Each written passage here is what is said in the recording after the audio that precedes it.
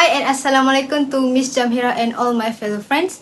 We are from Group 3 from AM2284D. My group will present about Prihatin Rakyat Economy Stimulus Package, or we family call it as Prihatin, which is under Economy Policy. I'm NURSYAFIQAH BINTI Muhammad Isa as first presenter will explain about the policy problems and evaluations of policy. First of all, Prihatin Rakyat Economy Stimulus Package or Prihatin was one of the initiatives by government to overcome the crisis of economic situation due to the spread of COVID-19. Basically, Prihatin was categorized under economic policy which announced by Tan Sri Muhyiddin Yassin, which is former Prime Minister, on 27 March 2020. This Prihatin package worth RM215 billion to restore the country economic structure and reduce the burden of the people. The allocation was divided into four, which are RM128 billion given for the needs of the people. Another RM100 billion is allocated to help small and medium enterprise in supporting their financial resources. Finally, RM2 billion is used to strengthen the country's economic growth. However, the remaining 20 billion was already announced in advance by Dr. Mahathir Mohamad, which is interim Prime Minister, as the Economic Stimulus Package 2020. Next, there are three economy policy problems that occur when Prihatin was introduced. Firstly, increase in the unemployment rate in Malaysia. The unemployment rate showed that starting 2021, the percentage increased to 4.6%. Meanwhile, on 2020, the percentage was 4.5%. That means Malaysia's labour force has been affected due to unstable economic situation where many industrial sectors closed operation and lack of job opportunities. The second problem under Prihatin is small businesses have closed their operation.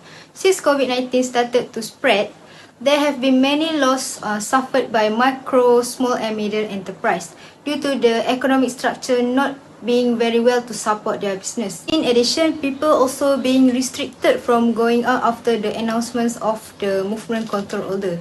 According to the statements of Minister of Entrepreneurship and Cooperative Development, which is Datuk Sri Dr. Wan Junaidi Tunku Jaafar, the percentage rate for businesses to close their business is over 90%, and 72% of entrepreneurs expect that their business operation will continue to suffer losses. The third problem is increased poverty rate and reducing income household. It cannot be denied that poverty rate in Malaysia also has a significant impact, where the poverty rate by state mostly increased from 2020 compared to 2019. Referring to the Department of Statistics, the overall percentage of the poverty rate is expected to be increased by 8.4% in 2020 compared to 2019, which is 5.6%. Indirectly, it maybe result left more households exposed to the poverty, especially among the B40. Next, we will continue to the evolution of Prihatin. Firstly, Prihatin Rakyat Economy Stimulus Package was created from the era of the interim Prime Minister, which is Dr. Mahathir Mohamad, where he first announced pre-2020 with an amount of RM20 billion in advance on 27 February 2020. This stimulus package provides assistance in terms of cash aid and incentive to meet people's needs, and at the same time help the country overcome the economic crisis caused by the COVID-19. After that, Prihatin appeared introduced by Tan Sri Muhyiddin Yassin, which is former Prime Minister, with an amount of RM215 billion to ease the people's burden by giving various beneficial incentives and recover the economy. Meanwhile, the remaining RM20 billions that was announced by Dr. Mahathir previously has increased the amount of the Prihatin package. Next has additional Prihatin SME Economic Stimulus Package, or called Prihatin SME Plus. The government introduced this additional economic stimulus package special for small, medium enterprise and micro business only on 6 April 2020, which amounts to RM10 billions. It is aimed to help SMEs to generate capital to continue their business during COVID-19. The government also introduced National Economy Recovery Plan, or we call it PENJANA. This plan is announced by Tan Sri Muhyiddin Yassin on 5 June 2020 to restore the declining economic situation and help the people in generating income. There are three main cores under PENJANA, which are empowering the people, boosting business and stimulating the economy. Assalamualaikum and hi, my name is NURSYAFIQAH binti SUKIMAN. Now I will continue the evaluation of this policy. The fifth package is the Malaysian Economic and Rakyat Protection Assistance Package, or PERMAI, was announced by the previous Prime Minister Tan Sri Muhyiddin Yassin on 18 January 2021, which allocate 15 billion ringgit Malaysia. A total of 22 initiatives will be implemented under PERMAI, which are based on three main goals, which are fighting the COVID-19 epidemic, protecting people's welfare, and supporting business continuity. Next, the strategic program for empowering the people and the economy, or PERMAKASA, was also unveiled by Tan Sri Muhyiddin Yassin on 17 March 2021, 2 months after PERMAI. The government, with a total value of 20 billion ringgit Malaysia, with a new fiscal injection by the government amounting to 11 billion ringgit, will focus on 20 strategic initiatives to boost economic growth, support business, and continue target assistance to the people and sectors that are still affected. Other than that, PERMAKASA Plus Stimulus Package was announced by Tan Sri Muhyiddin Yassin on 31 May 2021 and is worth RM40 billion with a total of 12 initiatives with three main goals. The three main goals are to improve public health capacity, continue the care agenda, and support business continuity. The last package is National People Wellbeing and Economic Recovery Package, or PEMULI Package, was announced on 28 June 2021 by Tan Sri Muhyiddin Yassin. This package was introduced to ease the burden of Malaysians who are still in the first phase of the National Recovery Plan. The total value of the PEMULI package is 115 billion ringgit Malaysia. Assalamualaikum and good morning to everyone. I'm AIMAN HAZIM bin ZALZALAH will present to you all the objectives and strategies in Prihatin package that has been launched by the Malaysian government in 2020. The Prihatin package consists of three main objectives with a summary of only a few strategies that I will present. Firstly, the objective is to protect the welfare of the people affected during the MCO period. Under this objective, the first strategy is the provision of Bantuan Prihatin Nasional (BPN) to the B40 and M40 groups with an allocation of 10 billion ringgit Malaysia. This BPN has been channeled in a one-off and phased manner from April to May 2020 to the eligible B40 and M40 categories only, namely the household and single categories. Meanwhile, the second strategies are also quite similar, which is to provide assistance but specifically to full-time IPT students only, with an allocation of 270 million ringgit. This assistance has been channeled in a one-off amount of 200 ringgit Malaysia from May 2020.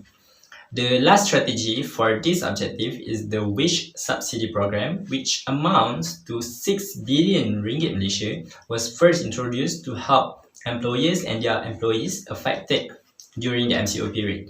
This assistance has been channeled for a period of 3 months, amounting to 600 ringgit Malaysia per month from April 2020, limited to 100 private sector employees only for each employer, and a few more eligibility conditions in this program.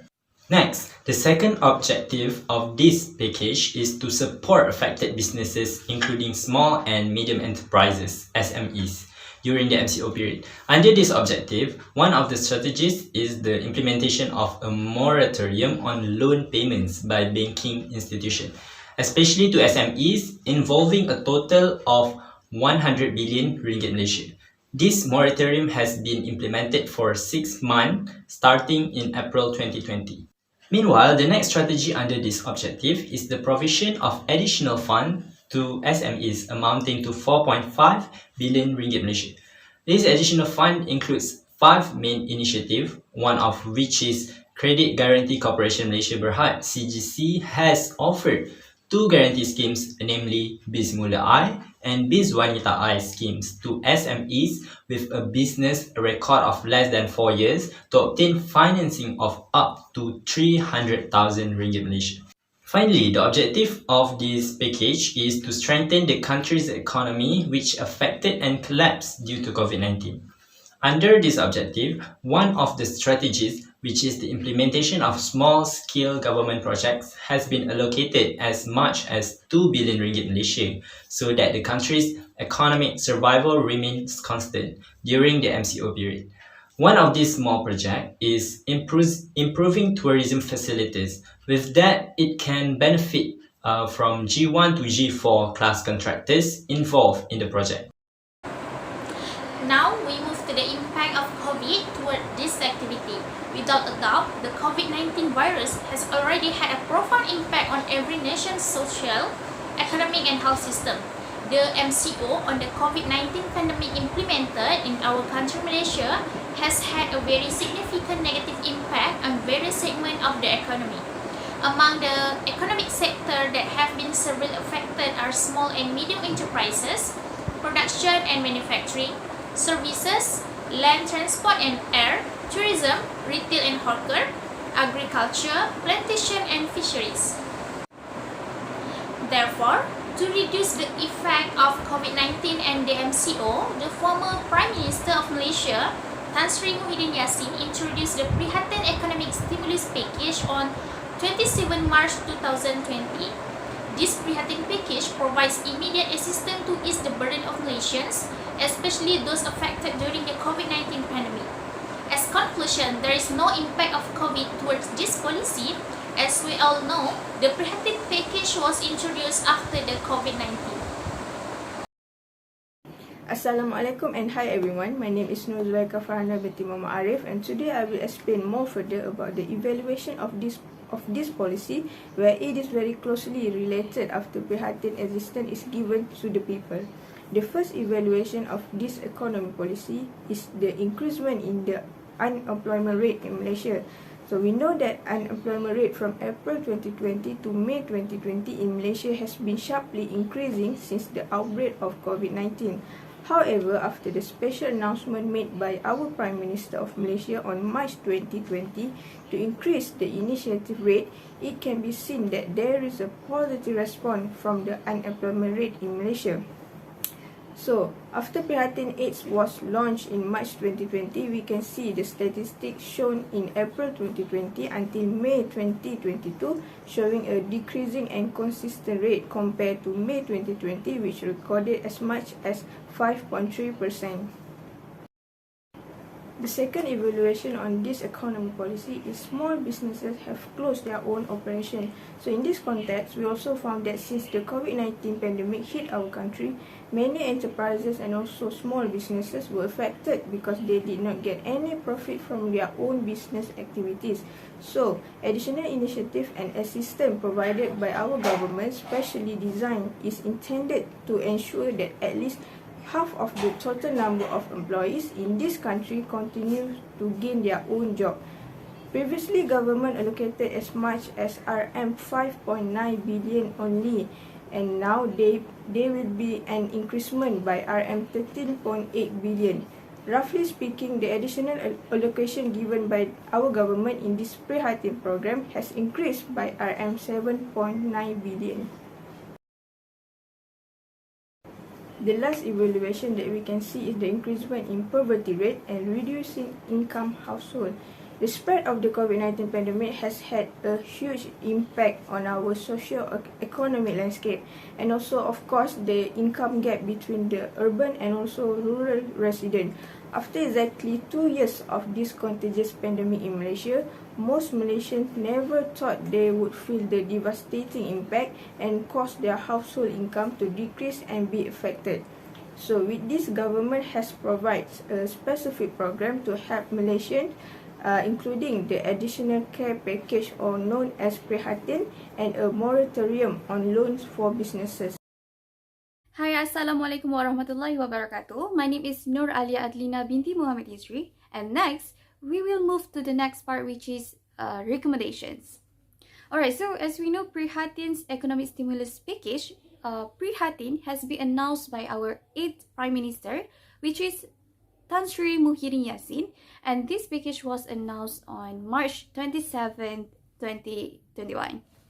Actually, by having this package, it has helped a lot of people, especially the P40, M40 groups, and those who affected by COVID-19. However, there is some suggestions or ideas from our group.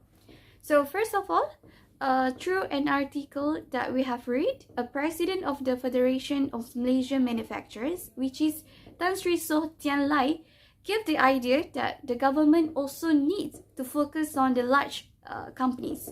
And yeah, all of us agree with this idea. This is because the large companies also help our countries in terms of the economy.